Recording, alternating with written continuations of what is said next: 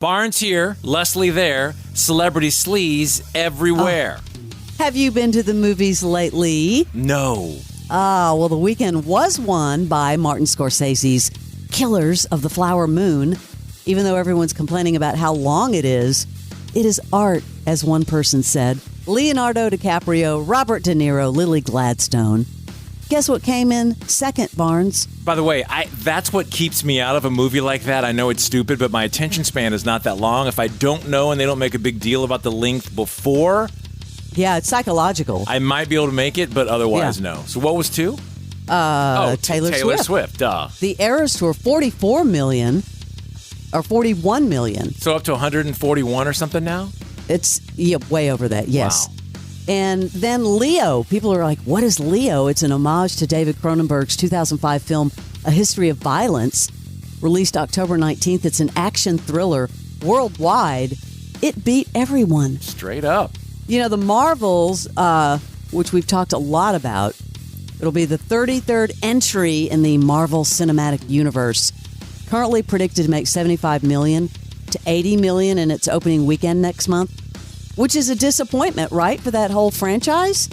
The film is the second in the Captain Marvel films, the first of which made $153 million on opening weekend in North America. Talked a lot about this. Let's see what happens. I know you'll be right there, won't you, Barnes? That fall movie preview we had yesterday with Matt Goldberg got me inspired to go back in the theater. I just haven't done it yet. But when you talk about Marvel's projected at $75 million, can you imagine the meeting around that conference room where they're like, we have a young lady singing, and she just did over $100 million in the first week. You guys spent a fortune on effects. You better do something. A lot of people walked out on Dave Chappelle when his show was in Boston over Israel comments. Did you see this? No. Yes. Chappelle's comments on Israel-Palestine caused some attendees of a recent comedy show to walk out because he said Israel is in the wrong in this conflict. He made inflammatory remarks Thursday during his Boston show. Cell phones, of course, confiscated. So according to the Wall Street Journal, he got into the Middle East topic toward the end of his set, where he seemed to mostly side with Palestine, and people were not happy. Can you imagine if there were cell phones in there? No. I wonder if people were like, somebody did shout out, shut up, and he just kept talking. But you know from all the years, he does not care. No, of course he doesn't care. You know I love reading comments on X, formerly Twitter. By the way, when you're on X, are you tweeting or are you Xing? A little bit of both. Because if you're Xing, you could be doing drugs. It's just weird. Everyone I know still says tweet. Well, I know. I don't really like this whole new thing. I'm always going to call it Twitter. Well, I guess the video of Taylor Swift and Patrick Mahomes' wife sparked outrage because she made her 4th appearance at the game, as you know, over the weekend. Somebody was calling them the 2 most hated people in the NFL. They were like dancing together and just having fun together. And well, and his brother is right behind them the whole time. Notice how he's always on the sideline. Yes. But now you bring Taylor Swift up in the suite, and he's in the suite. I'm in the suite. Here's a couple of comments. I speak for everyone when I say we don't care. Think most tired people are tired of this, aren't they? Here's another one. Oh, God, please make it stop. I hate all these people, and I hate the NFL for being so annoying about it. But then you had people that were like, glad they're enjoying the game. Mm-hmm. What do you think? How much has the NFL paid her is the question, because look back at Taylor's history. She knows when she's overexposed and she goes dark. And now she's more overexposed than ever. It's weird. Lots of photos and videos of Travis Kelce and Taylor Swift meeting up after the Chiefs win, including them in a golf cart with her arm around him. And, of course, everyone made the same joke on Twitter, X, getaway golf cart. But if they really wanted to be on the DL, they could. That's what's weird. I think you're right, but they don't. It's like, I am having my party. Got to live up to that NFL contract.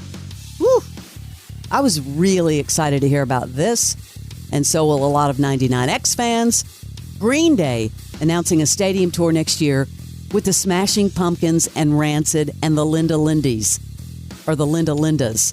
Can you imagine all of those bands on a stadium tour? No. Green Day also debuted a new song called The American Dream Is Killing Me. It's coming out today. Yeah, you want to hear when they did it in a club? This is the version in the club, and no one was expecting it. So it's kind of cool when they just drop it. And again, the quality is awful because it's from a phone, but kind of a cool moment captured. And this is the first song of our new album.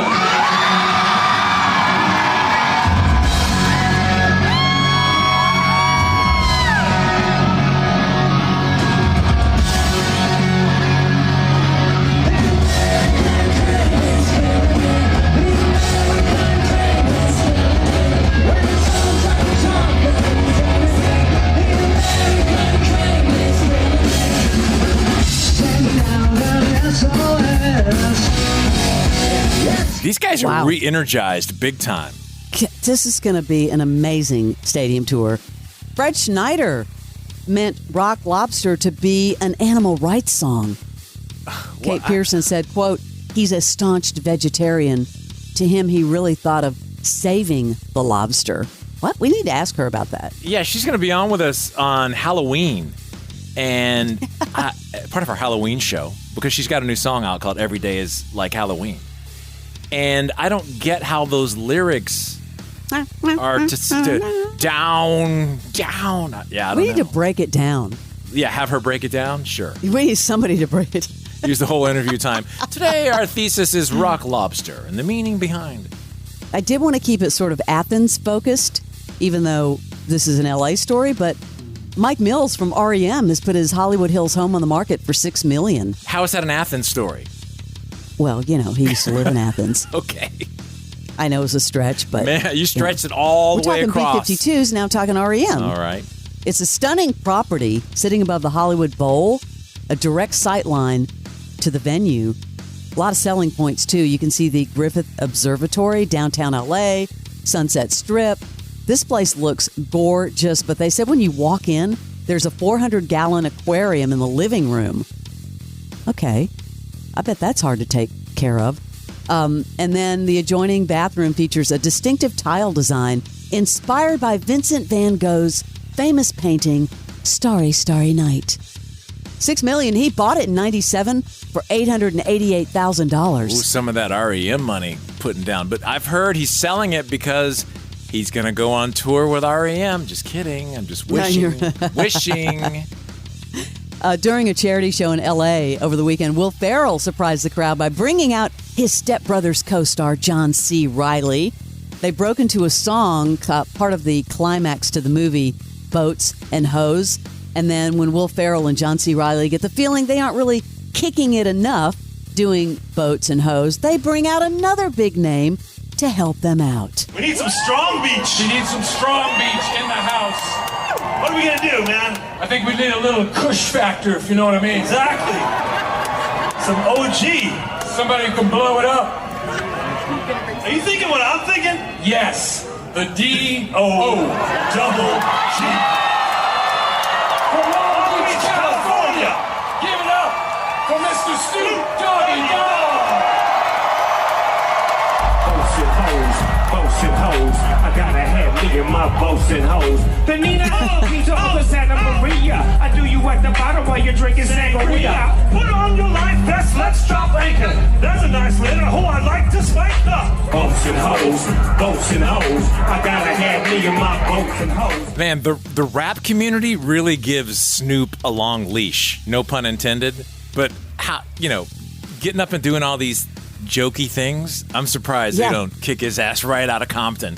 You know what I'm saying? They ended up doing Gin and Juice, and then they announced it was his birthday the day before and asked the Greek theater crowd to sing Happy Birthday and brought out a big cake. It's so funny. He lights up a joint off the huge candles and blows the smoke into the air. Do you remember when we interviewed Snoop in L.A.?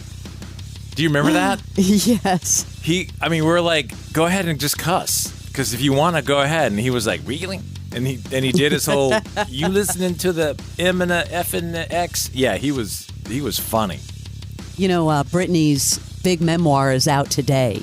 So I needed to let you know the 11 biggest revelations.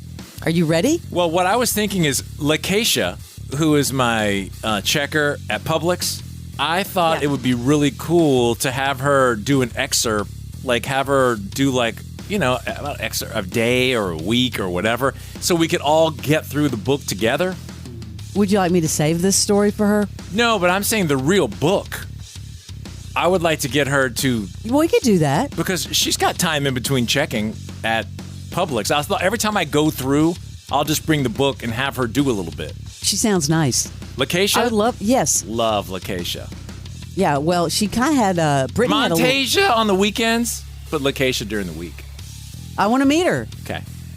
Brittany made a cryptic post on Instagram featuring a heart-shaped cake and the words, "See you in hell." Okay. Here are the 11 biggest revelations from the memoir. We already heard that she mentions having an abortion while dating Justin Timberlake. I guess he texted her when they broke up and said, "It's over." Her paternal grandmother was also institutionalized. We heard that her mom had her drinking. They used to drink together at the age of 14. She talks about Justin cheating on her with multiple people. I guess he was in a car with a member of All Saints.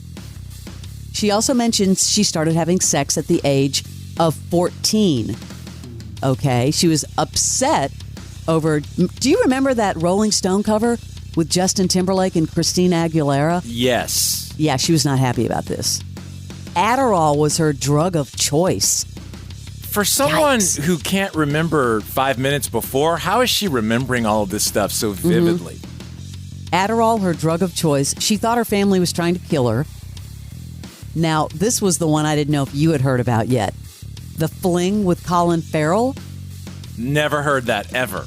Oh, after she and Justin broke up, she decided to try her hand at dating. She pursued Colin Farrell. She writes that without notice, she drove to the set of his film SWAT, and their fling started from there. We wound up having a 2-week brawl. A brawl? She said brawl is the only word for it. We were all over each other, grappling so passionately. It was like we were in a street fight. Woo! That's some sex. Street fight sex. And finally, she was almost cast in The Notebook and Chicago. I heard that. I heard she said she was mortified by the whole, like if she would have been in Notebook. Yeah.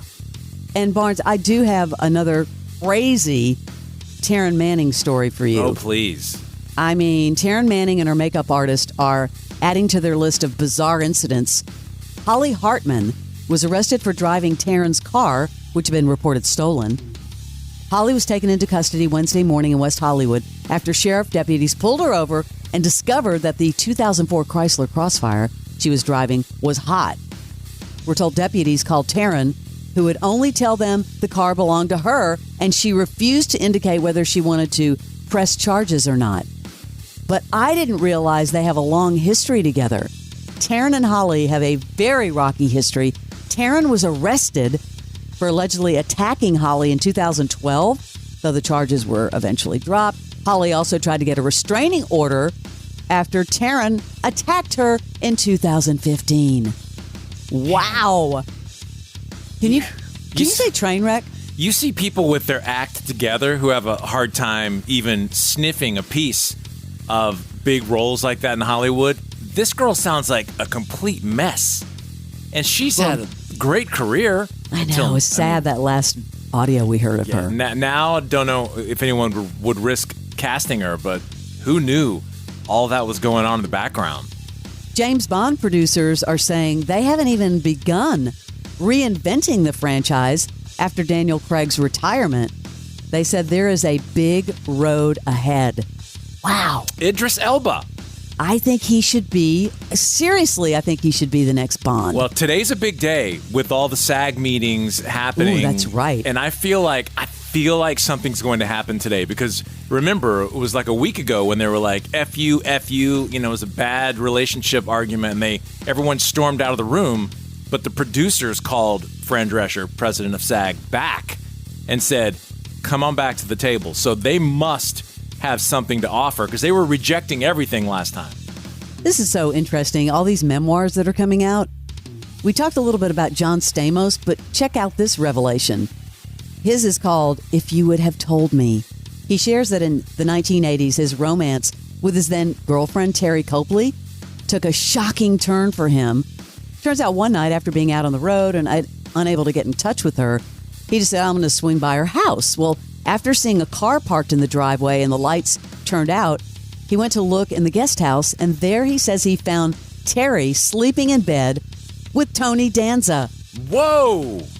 He shares that he couldn't tell if it was Tony at first. He was busy holding back tears. He was also wondering how to react to the situation in the moment.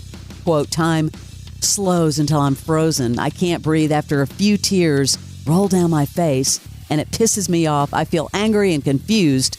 Do I pull him out of the bed by his hair? Kick him? Beat him? Wow. They could have had a hair off because both of them with their perfect heads, they could just be like, hey, check this out. No, check this. Don't touch the hair, bro. Oh, I wonder how Tony Danza feels about that. Yikes. That's your sleaze.